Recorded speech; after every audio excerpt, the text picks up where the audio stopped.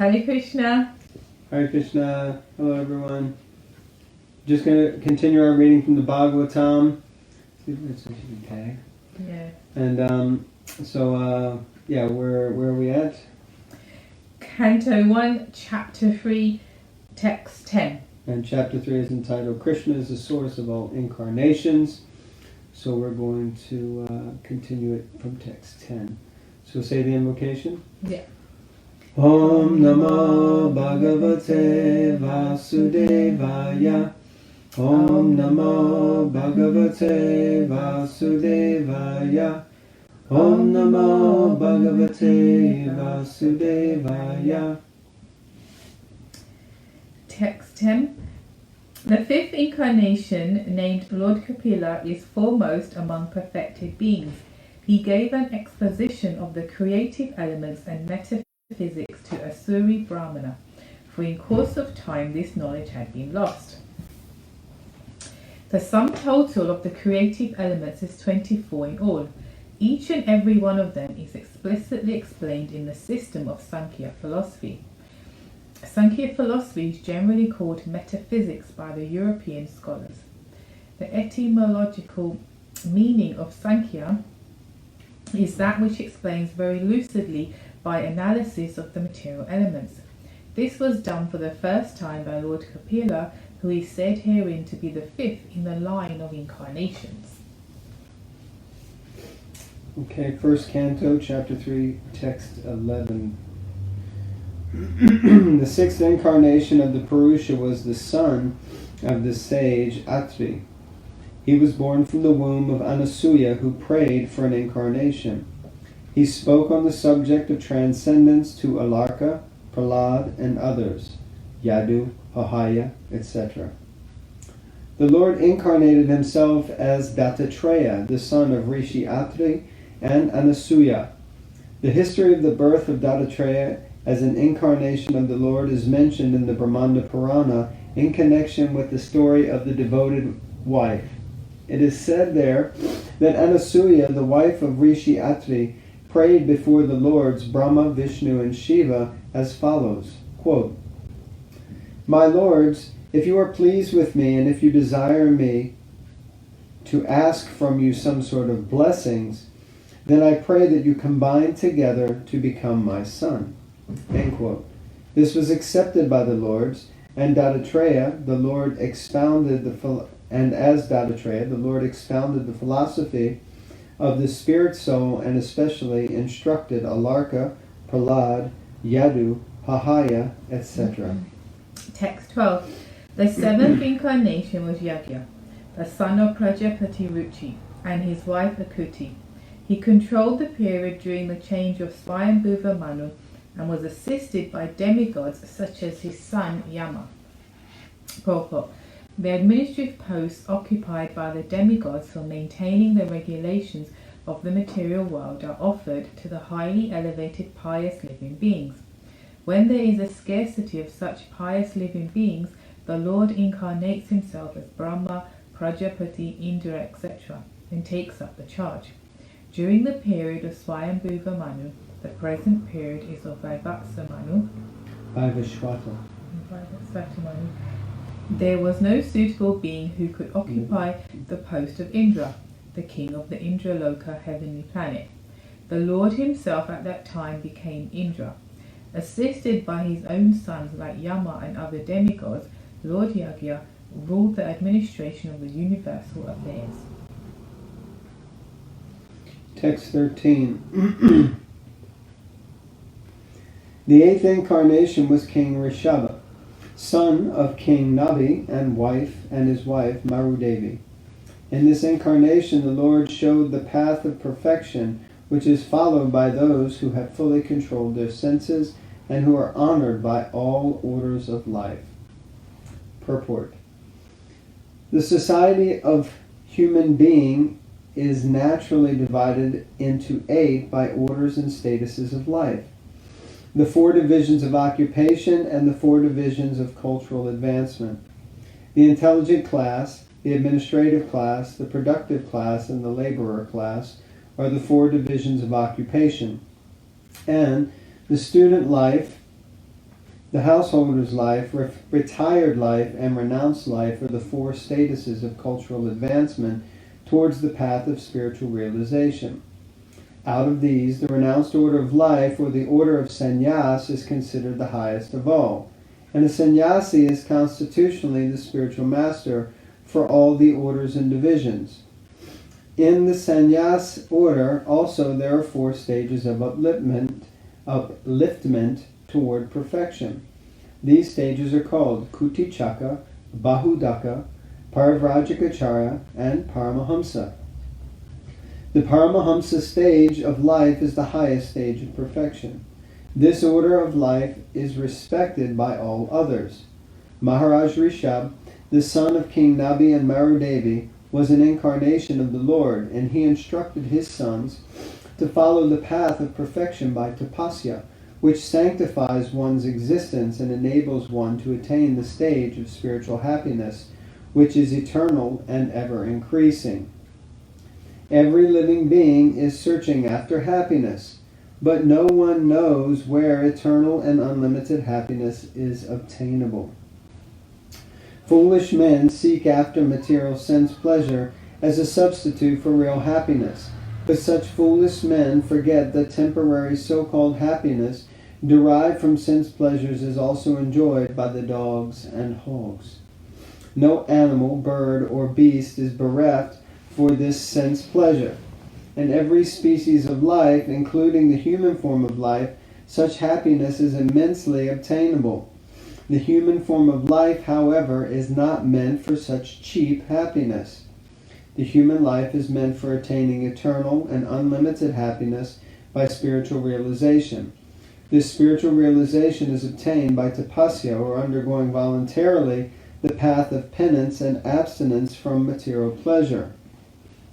Those who have been trained for abstinence and material pleasures are called dhira, or men undisturbed by the senses. Only these dhiras can accept the orders of sannyas, and they can gradually rise to the status of Paramahamsa, which is adored by all members of society. King Rishabh propagated this mission, and at the last stage he became completely aloof from the material bodily needs, which is a rare stage, not to be imitated by foolish men, but to be worshipped by all. Text 14. O Brahmanas, in the ninth incarnation, the Lord prayed for by sages accepted the body of a king, Prithu, who cultivated the land to yield various produces, and for that reason the earth was beautiful and attractive. Purport. Before the advent of King Prithu, there was great havoc of maladjust administration, due to the vicious life of the previous king, the father of Maharaj Prithu. The intelligent class of men, namely the sages and the Brahmanas, not only prayed for the Lord to come down, but also dethrone the previous king. It is the duty of the king to be pious, and thus look after the all-around welfare of the citizens. Whenever there is some negligence on the part of the king in discharging his duty, the intelligent class of men must dethrone him. The intelligent class of men, however, do not occupy the royal throne, because they have much more important duties for the welfare of the public. Instead of occupying the royal throne, they prayed for the incarnation of the Lord, and the Lord came as Maharaj Prithu. Real intelligent men or qualified Brahmanas never aspire for political posts. Maharaj Prithu excavated many produces from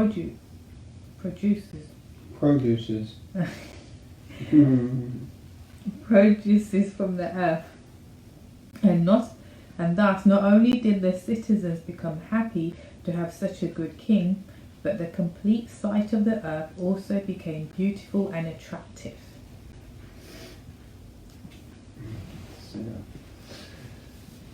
Okay, so chapter 3, verse 15.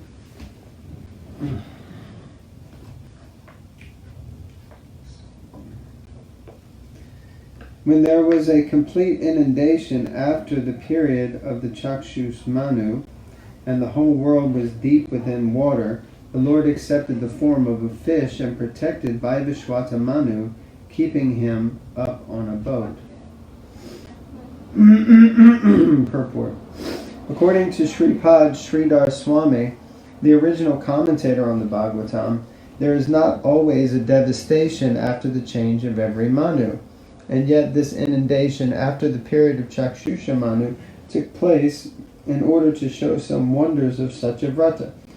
But Sri Jiva Goswami has given definite proofs from authoritative scriptures like Vishnu Dharmottara, Markandeya Purana, and the Harivamsa, etc., that there is always a devastation after the end of each and every Manu.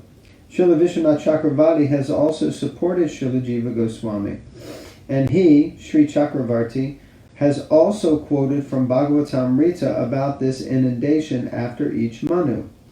Apart from this, the Lord, in order to show special favor to such a vrata, a devotee of the Lord, in this particular period, incarnated himself.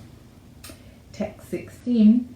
The 11th incarnation of the Lord took the form of a tortoise, whose shell served as a pivot for the Mandarachala hill, which was being used as a churning rod by the theists and atheists of the universe. Purport. Once, both the atheists and the theists were engaged in producing nectar from the sea, so that all of them could become deathless by drinking it. At that point, the Mandarachala hill was used as the churning rod, and the shell of Lord Tortoise, the incarnation of Godhead, became the resting place pivot of the hill in the sea water.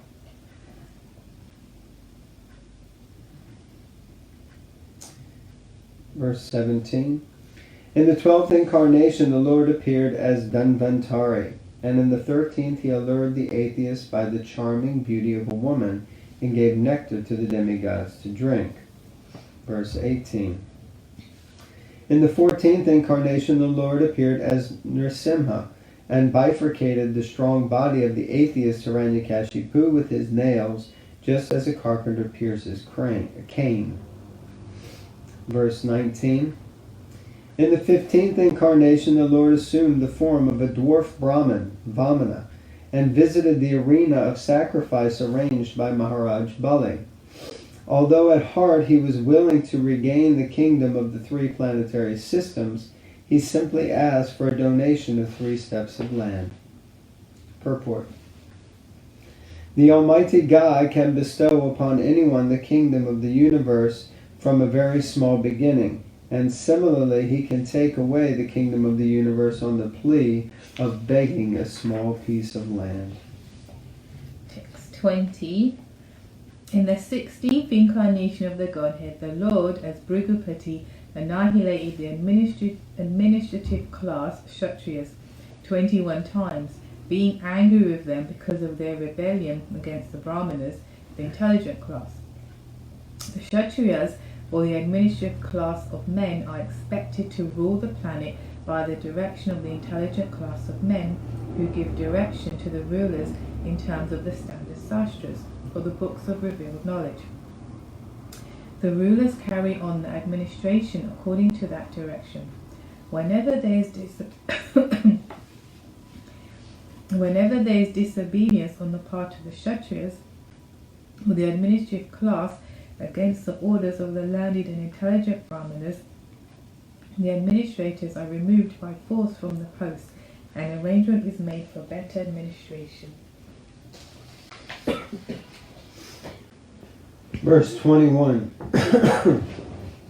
Thereafter, in the 17th incarnation of Godhead, Sri Vyasadeva appeared in the womb of Satyavati through Parashara Muni, and he divided the one Veda into several branches and sub-branches, seeing that the people in general were less intelligent.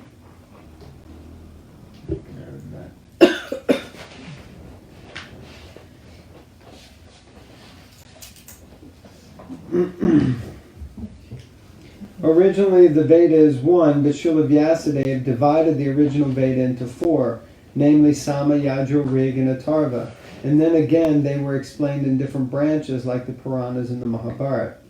Vedic language Everything okay? Yeah. Okay. Vedic language and the subject matter are very difficult for ordinary men. They are understood by the highly intelligent and self-realized Brahmins. But the present age of Kali is full of ignorant men. Even those who are born by a Brahmin father are, in the present age, no better than the Shudras or the women. The twice-born men, namely the Brahmanas, Kshatriyas, and Vaishyas, are expected to undergo a cultural purificatory process known as samskars. But because of the bad influence of the present age, the so-called members of the Brahmana and other high-order families are no longer highly cultured. They are called the Dvija Bandhus, or the friends and family members of the twice-born. But these Dvija Bandhus are classified amongst the Shudras and women. Srila Vyasadeva divided the Vedas into various branches and sub-branches for the sake of the less intelligent classes like the Dvija Bandhus, Shudras, and women. Text 22. In the 18th incarnation, a Lord appeared as King Ram. In order to perform some pleasing work for the demigods, he exhibited superhuman powers by controlling the Indian Ocean and then killing the atheist King Ravana, who was on the other side of the sea. Purport. The personality of Godhead Sri Ram assumed the form of a human being and appeared on the earth for the purpose of doing some pleasing work for the demigods or the administrative personalities to maintain the order of the universe.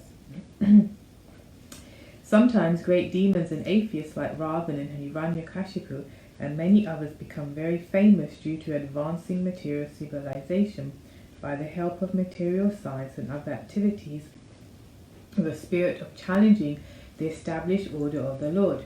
For example, the attempt to fly to other planets by material means is a challenge to the established order.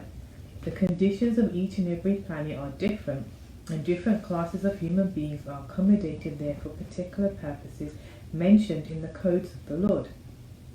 But puffed up by tiny success in material advancement, sometimes the godless materialists challenge the existence of God.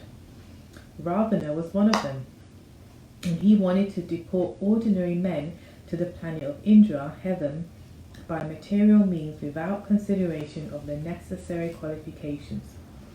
He wanted a staircase to be built up directly reaching the heavenly planets so that people might not be required to undergo the routine of pious work necessary to enter that planet.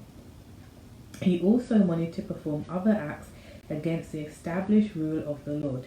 He even challenged the authority of Sri Ram, the personality of Godhead, and kidnapped his wife Sita.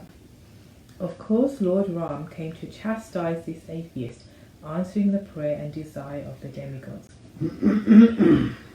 He therefore took up the challenge of Ravana, and the complete activity is the subject matter of the Ramayana. Because Lord Ramachandra was the personality of Godhead, he exhibited superhuman activities which no human being, including the materially advanced Ravana, could perform. Lord Ramachandra prepared a royal road on the Indian Ocean with stones that floated on the water. The modern scientists have done research in the area of weightlessness, but it is not possible to bring in weightlessness anywhere and everywhere. But because weightlessness is the creation of the Lord, by which he can make the gigantic planets fly and float in the air, he made the stones even within this earth to be weightless and prepared a stone bridge on the sea without any supporting pillar. That is the display of the power of God. Text 23, 3rd chapter. In the 19th and 20th incarnations, the Lord invented himself as Lord Balaram and Lord Krishna in the family of Vrishni, the Yadu dynasty, and by so doing he removed the burden of the world. The specific mention of the word Bhagawan in this text indicates that Balaram and Krishna are original forms of the Lord. This will be further explained later.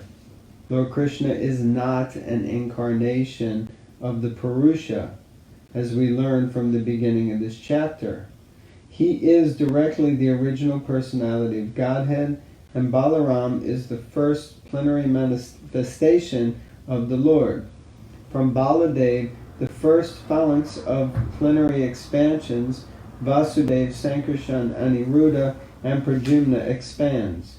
Lord Sri Krishna is Vasudev, and Baladev is Sankarshan. Text 24. Then in the beginning of Kali Yuga, the Lord will appear as Lord Buddha, the son of Anjana, in the province of Gaya, just for the purpose of deluding those who are envious of the faithful feast. Purport.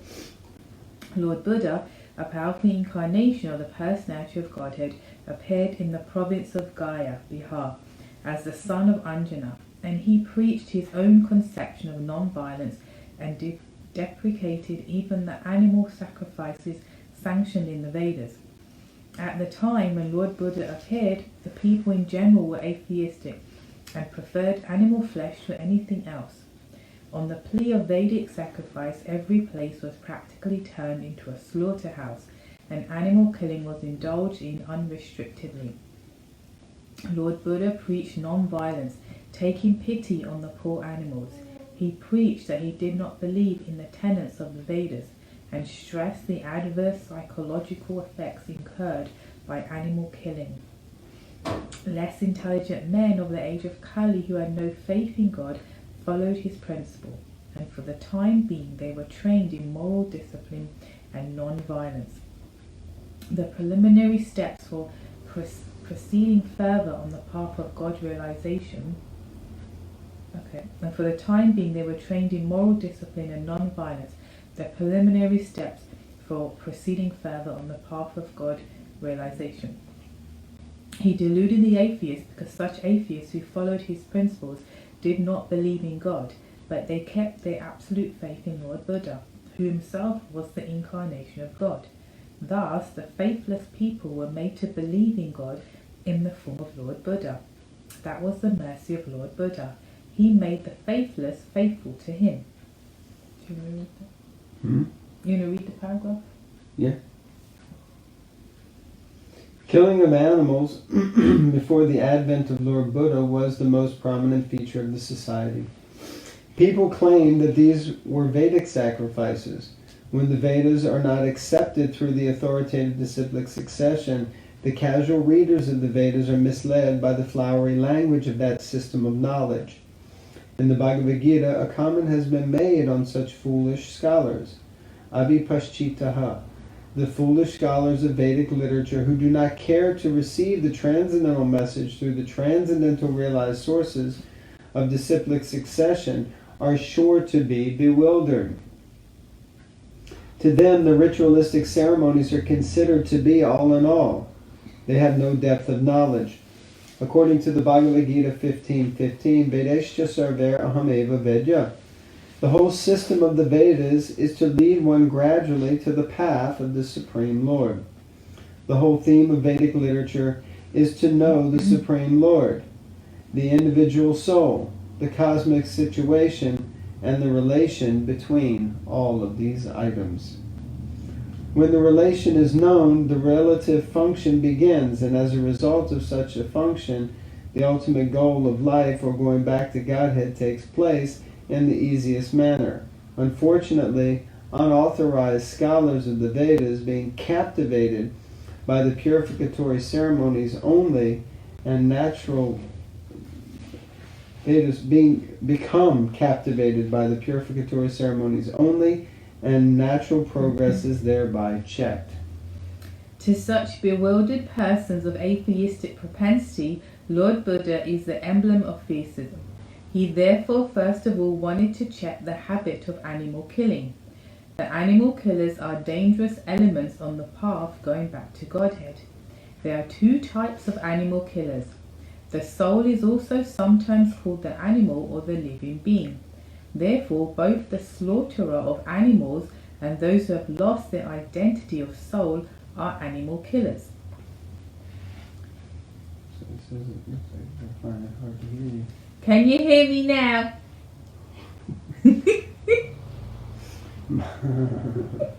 Maharaj Parikshit said that only the animal killer cannot relish the transcendental message of the Supreme Lord. Jeez. Therefore, if people are to be educated to the path of Godhead, they must be taught first and foremost to stop the process of animal killing, as above mentioned. It is nonsensical to say that animal killing has nothing to do with spiritual realization.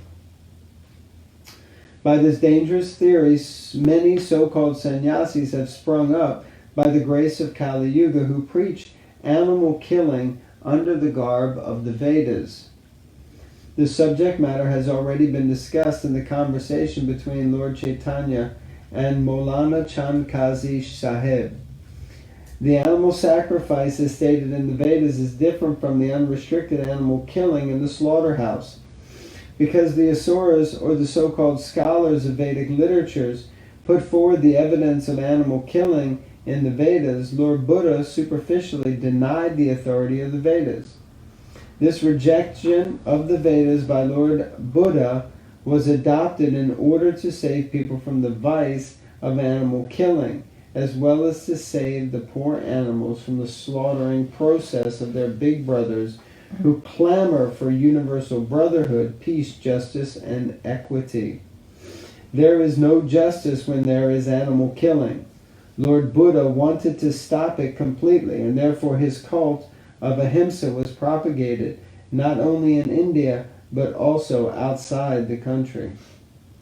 Technically, Lord Buddha's philosophy is called atheistic because there is no acceptance of the Supreme Lord, and because that system of philosophy denied the authority of the Vedas. But that is an act of camouflage by the Lord. Lord Buddha is the incarnation of Godhead. As such, he is the original propounder of Vedic knowledge. He therefore cannot reject Vedic philosophy, but he rejected it outwardly because the Surya Dvisa, or the demons who are always envious of the devotees of Godhead, try to support cow killing or animal killing from the pages of the Vedas. And this is now being done by the modernized sannyasis. Lord Buddha had to reject the authority of the Vedas altogether. This is simply technical, and had it not been so, he would not have been so accepted as the incarnation of Godhead, nor would he have been worshipped in the transcendental songs of the poet Jayadev, who is a Vaishnavacharya. Lord Buddha preached the preliminary principles of the Vedas in a manner suitable for the time being, and so also did Sankaracharya, to establish the authority of the Vedas. Therefore, both Lord Buddha and Acharya Sankara paved the path of theism. In Vaishnava Acharyas, specifically Lord Sri Chaitanya Mahaprabhu, led the people on the path towards the realization of going back to Godhead. We are glad that people are taking interest in the non-violent movement of Lord Buddha. But will they take the matter very seriously and close the animal slaughterhouses altogether? Seems very topical. If not, there is no meaning to the ahimsa cult. Srimad Bhagavatam was composed just prior to the beginning of the age of Kali, about 5,000 years ago, and Lord Buddha appeared about 2,600 years ago. Therefore, in the Srimad Bhagavatam, Lord Buddha is foretold. Such is the authority of this clear scripture. There are many such prophecies, and they are being fulfilled one after another. They will indicate the positive standing of the Srimad Bhagavatam, which is without trace of mistake, illusion, cheating, and imperfection, which are the four flaws of all conditioned souls. The liberated souls are above these flaws, therefore they can see and foretell things which are to take place on distant future dates. I think that's it, right, Tom? Yes, that's it. Okay.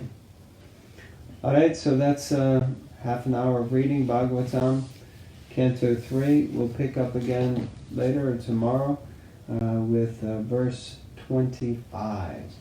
Thank you all very much. Hare Krishna. Hare Krishna.